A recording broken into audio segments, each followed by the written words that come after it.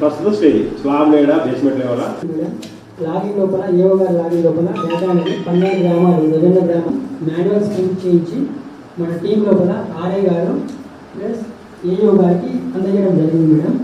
దానికి కూడా మండల లెవెల్ లోపల ప్రతిరోజు వాళ్ళకు గోదాములు మైనింగ్ దిగుబాటు లోపల మాత్రం డేటా ఉండాలి.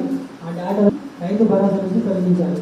ఇప్పుడు మనం చేస్తున్నది ఏంటంటే ఇది వ్యవసాయానికి అనువుగా లేని భూములు, రాళ్ళు కానీ రప్పలు కానీ మైనింగ్ ఏరియా కానీ ఇళ్ల స్థలాలు అంటే కొత్తగా వచ్చిన ఇళ్ల స్థలాలు పాత అంటే గ్రామ కంఠంలో ఉంటుంది. అయితే మీకు డేటా ఆల్రెడీ రెడీగా వచ్చింది.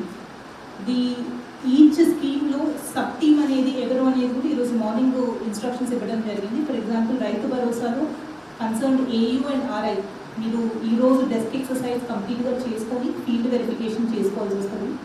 ఇది అయిపోయిన తర్వాత జీపీ లెవెల్ టీమ్ అని ఎవరినైతే కన్స్టిట్యూట్ చేశామో అంటే 5 members GP special officer concerned GP Panchayat secretary ఈ జీపీ లెవెల్ టీమ్ సైన్ చేసి మీరు ఒక రోజు ముందే అట్లీస్ట్ ఒక రోజు ముందే ఆ జీపీలో మీరు డిస్ప్లే చేయాలి. సో దట్ ఎవరికైనా ఏమైనా ఆబ్జెక్షన్స్ ఉన్నా అభ్యంతరాలు ఉన్నా ఏమైనా వాళ్ళు చెప్పదలుచుకున్నా కానీ ముందే చూసుకొని నెక్స్ట్ డే మీరు గ్రామ సభ పెట్టినప్పుడు వాళ్ళు వచ్చి అక్కడ ఇవ్వడానికి ఉంటుంది.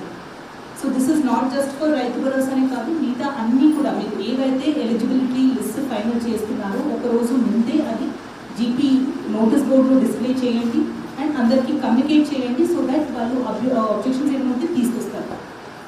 ఆబ్జెక్షన్స్ ఏ రోజు అయితే వస్తాయో గ్రామ సభ కండక్ట్ చేసిన రోజు కంపల్సరీ ఏమేమి మండల్ స్థాయి అధికారి క్లస్టర్ అధికారి కూడా అక్కడ ఉంటారు. కాబట్టి మీరు డీటెయిల్డ్గా వచ్చిన ఆబ్జెక్షన్స్ ఇది మెయిన్లీ పంచాయత్ సెక్రటరీ రెస్పాన్సిబిలిటీ.